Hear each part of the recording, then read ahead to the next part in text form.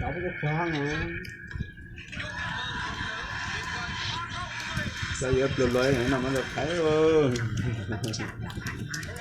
Nọc thế gì hết đâu rồi.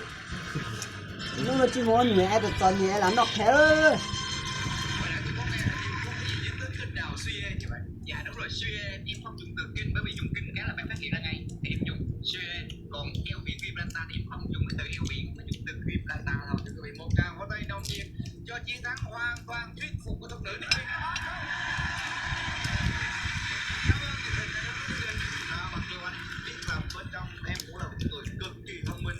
Nó mong cái việc tôi. Nó ăn của ta tôi cái gì hả? Dạ thì em cũng hơi tiếc vì màn trình diễn của mình trong phần thi đấu phụ này. Có con cậu anh tự lúc đi. Tuy nhiên từ cái màn trình diễn ở vòng 1 thì em đã thấy chị Hồng Nữ rất xứng đáng. Không phải nói như vậy là em cố tình dược chị trong phần này. Em thực sự là đã hơi bối rối và đã mất cẩn thận mình. Và chị Hồng Nữ chiến thắng hoàn toàn xứng đáng. Cảm ơn em rất là nhiều. Nó cam bầu ra mà có gì? Chưa, anh đang ở đây nọ ngủ gì nó cứ.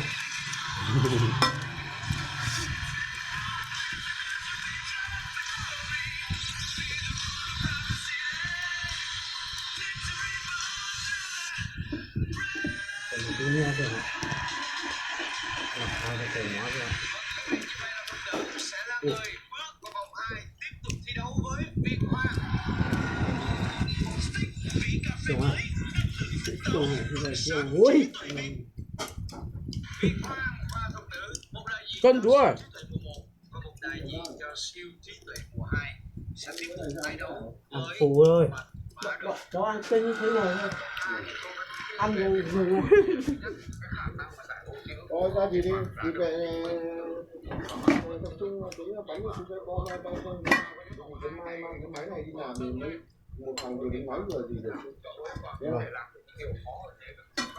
Ăn bát cơm này. Hai thi đấu này cũng sẽ là các điều kiện chương trình đưa ra.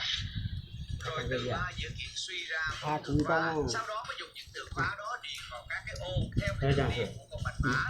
Thế nhưng cái điều khó là sau 15 phút các bạn quan sát tất cả những dữ liệu sẽ mất đi. Nhưng quan trọng hồi nãy ở vòng 1 người ta hiển thị cả các bạn đều là đường đi của con ngựa rõ ràng. Nhưng lần này chúng ta chỉ được Mua phải một cái. Đừng có còn con. có nghĩa là Con cùng đúng không? đường đi của con ngựa đã bị chúng tôi thì cái ô đó nó không xuất hiện thì là đường đi Cái đi nào. đó tự suy luận luôn là cái đường đi này có